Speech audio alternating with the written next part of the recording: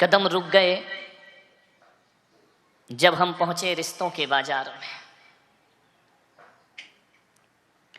कदम रुक गए जब हम पहुंचे रिश्तों के बाजार में। बिक रहे थे रिश्ते खुलेआम बाजार में। हमने कांपते ओंठों से पूछा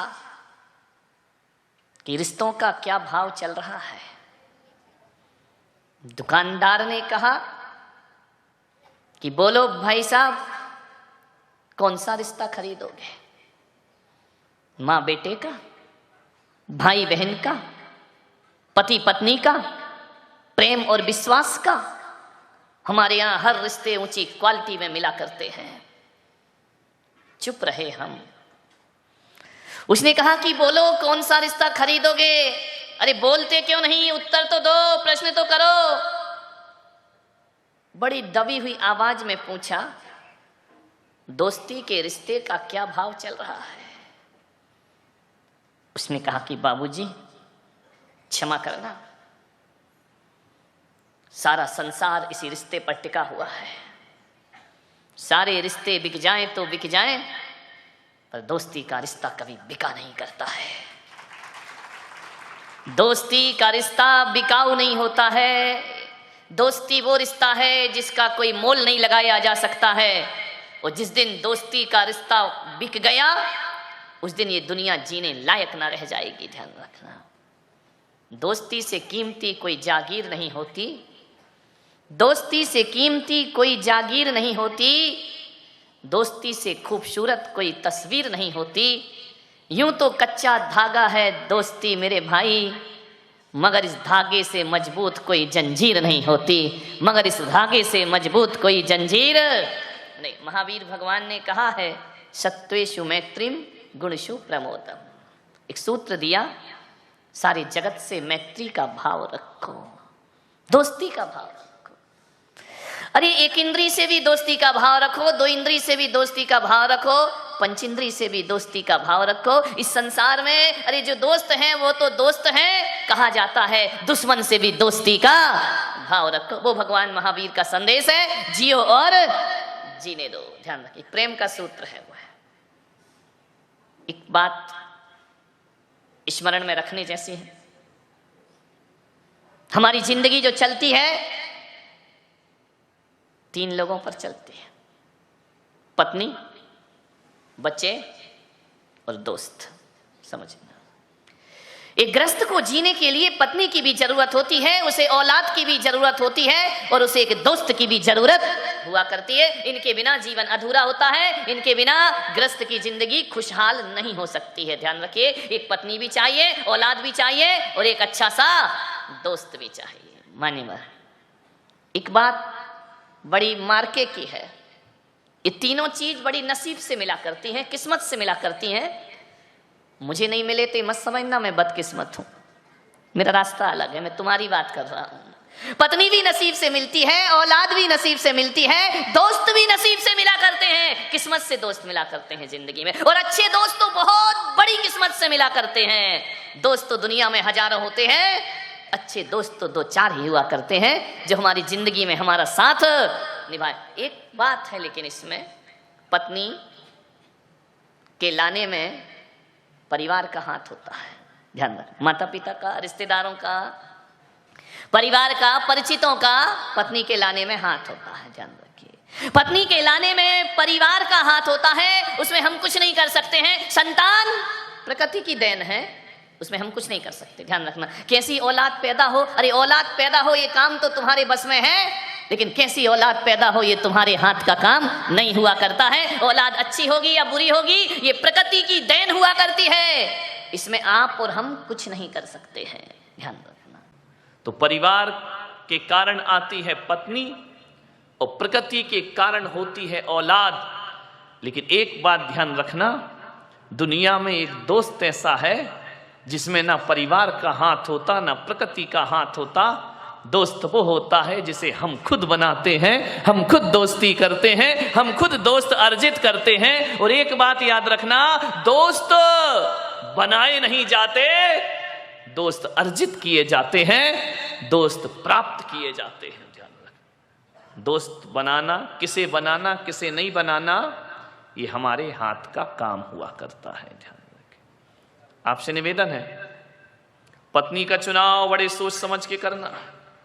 एक आध गड़बड़ आ गई ना तो अत श्री महाभारत प्रस्तुत करता गोदरेज, रोजी झगड़े होंगे, ध्यान रखिए। एक आदमी ने पूछा कि पत्नी और मां में क्या अंतर? मैंने कहा जब भगवान खुश होता है, वरदान देता है तो धरती पे मां को भेजता है, और जब आदमी को सजा देना हो, समझ गए कि ऐसी बातें डायरेक्ट समझ में आती है। सोचना है, विचार करना है आपको। पत्नी का चयन बड़ी सोच समझ के करना।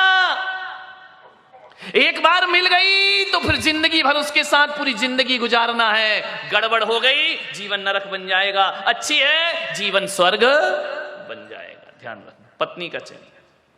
उससे भी ज्यादा दोस्त के चयन में दिमाग लगाना मेरे भाई।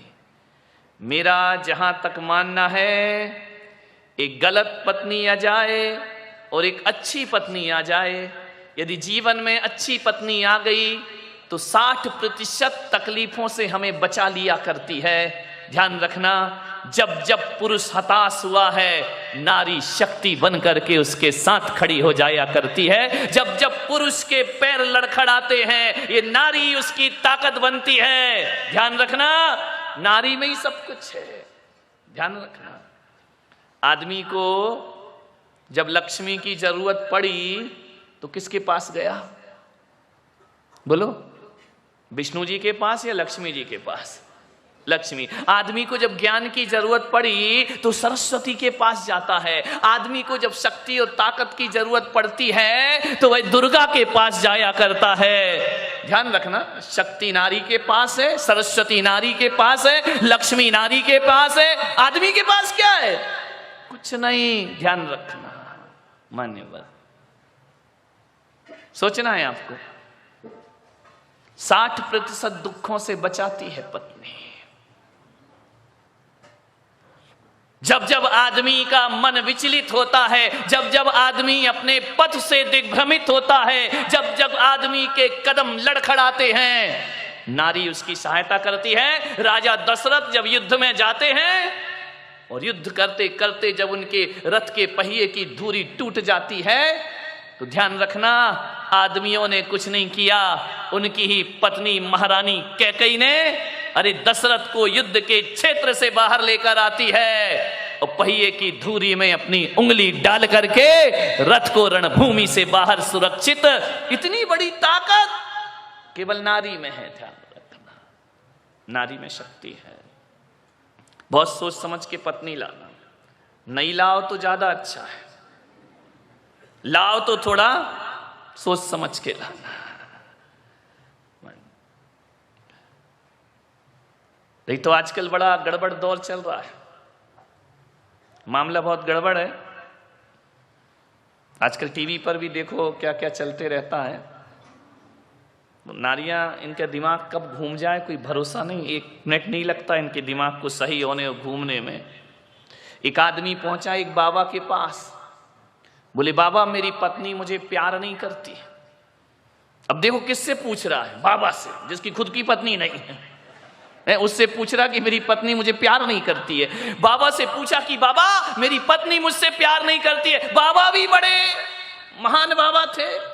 उन्होंने कहा कितने साल हो गए? बोले 15 साल हो गए। आज तक पत्नी ने प्यार से 2 शब्द नहीं बोला। आज तक पत्नी मुझे सम्मान की दृष्टि से नहीं देखती है। बाबा ने कहा एक बात बता, तूने कभी पत्नी को तारीफ की है, प्रशंसा की है? बोले क्या मतलब है? बोले नारी को प्रशंसा बहुत पसंद आती है। बोले प्रशंसा तो मैंने आज तक नहीं की है। बोले जब तूने आज तक प्रशंसा नहीं की है तो बता तेरी पत्नी तुझे प्यार कैसे करेगी? बोले आज जाऊंगा मैं प्रशंसा जरूर करूंगा। घर पहुंचा, जैसे ही घर पहुंचा तो जैसे ही खाने के लिए बैठा तो पराठे खा रहा था, पराठे तोड़ करके उसने बाबा की बात याद आई। उसने कहा यार पत्नी की प्रशंसा करो, पत्नी खुश हो जाएगी। जैसे ही पहला गिलास तोड़ा, मुंह में लिया, बोले मजा आ गया, आज तूने क्या पराठे बनाए हैं, क्या स्वादिष्ट पराठे बनाए हैं। पत्नी ने ऊपर से नीचे तक देखा कि ये कह रहा पराठे बहुत स्वादिष्ट हैं। उसने उठाया बेलन और 2 जमाए। बोले क्या हुआ, मैं तारीफ कर रहा हूं, ये पीठ काहे को रही है। बोले 15 साल से मैं पराठे बना रही, तुझे पसंद नहीं आए,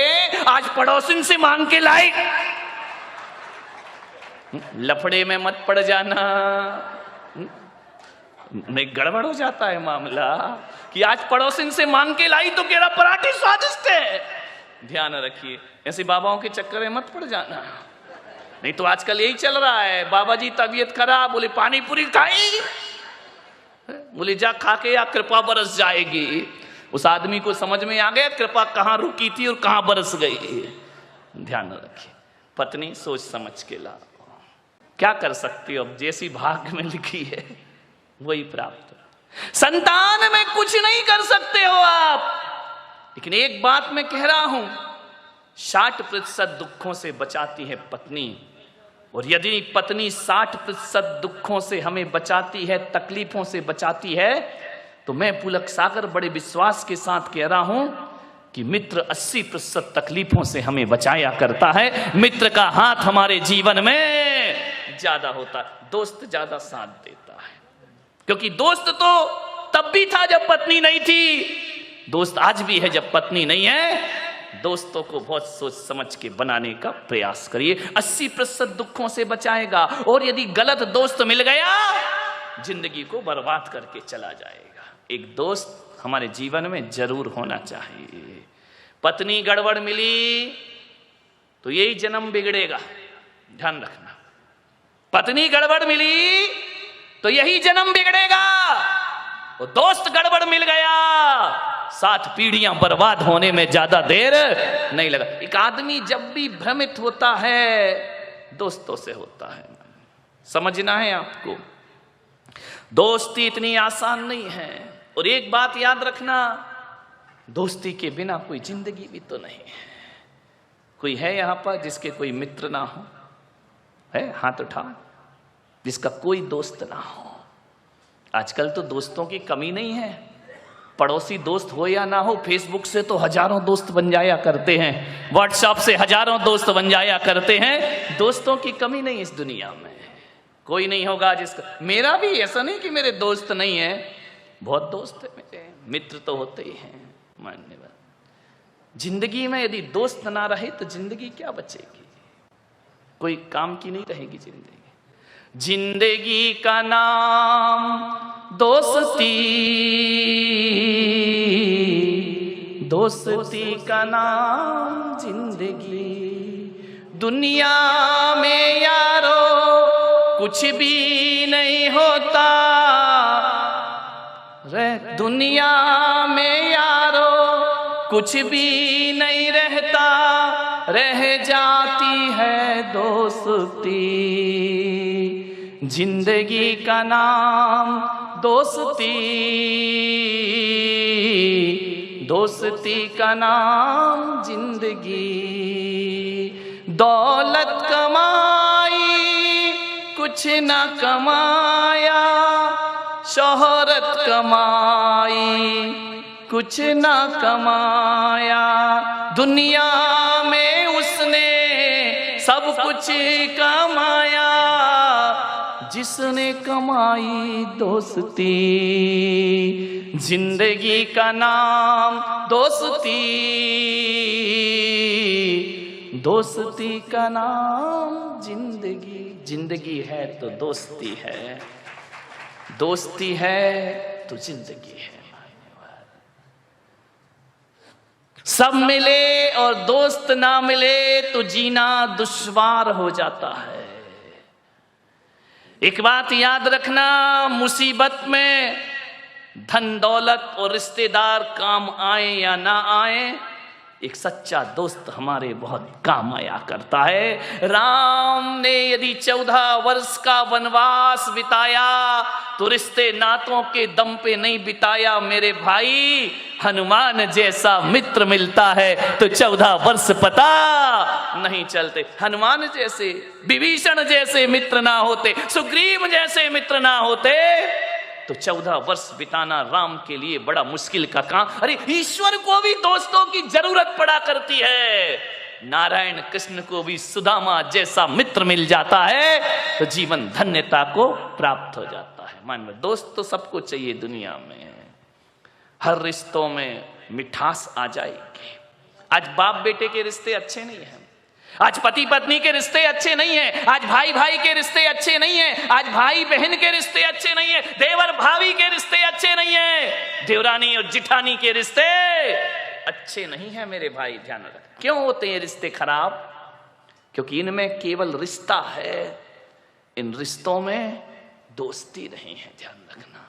अरे सास बहू का रिश्ता तो दुखदाई होगा, लेकिन सास बहू के रिश्ते में यदि दोस्ती का रिश्ता डाल दिया जाए तो वही सास माँ से बढ़कर के हो जाती है और वही बहू बेटी से अरे दूध तो बहुत मीठा होता है, दूध तो मधुर होता है।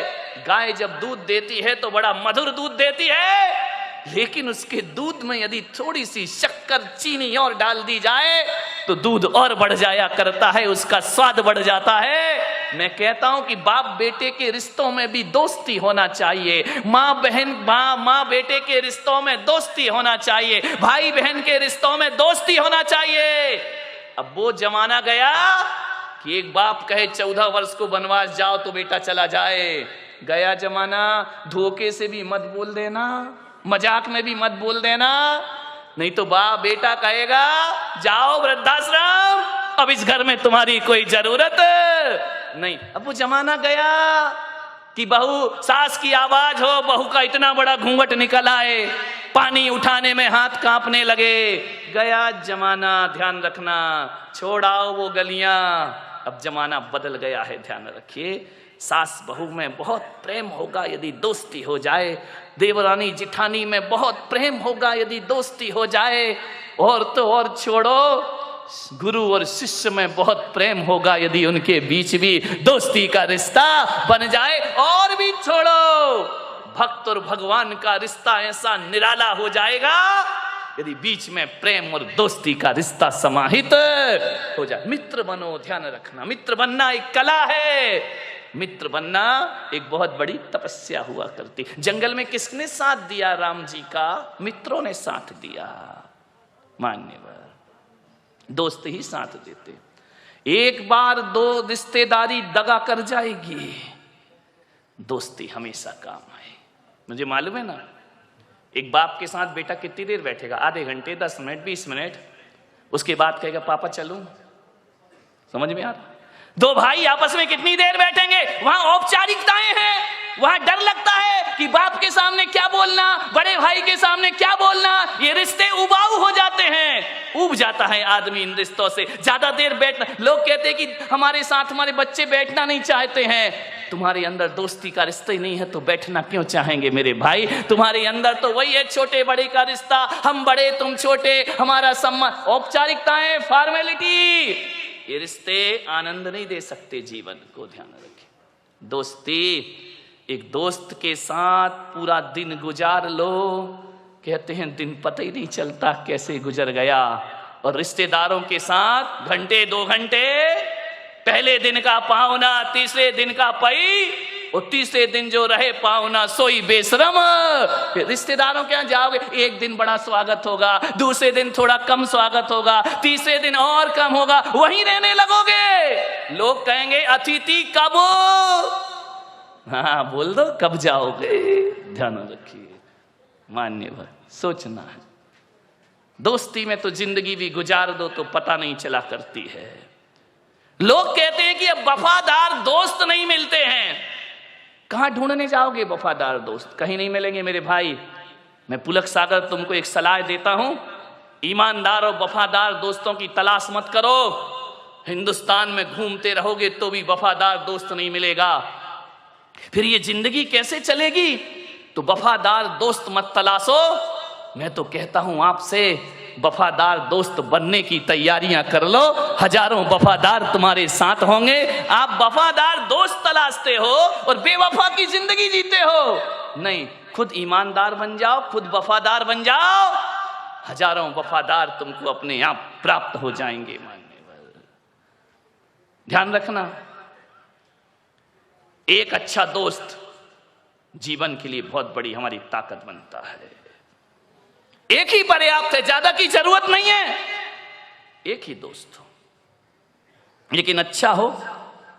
खुशियां तो हमारे जीवन में होती हैं, लेकिन दोस्त ऐसा होता है जो हमारी खुशियों को दुगना कर देता है, चौगुना कर दिया करता है। आपको कोई खुशी मिलती है, आप बताओ सबसे पहले आप किससे शेयर करते हैं? दोस्त से शेयर करते हैं। मेरे इतने नंबर आए, मैं इतने अंकों में पास हो गया, मैंने ये कर लिया, मैंने वो कर लिया।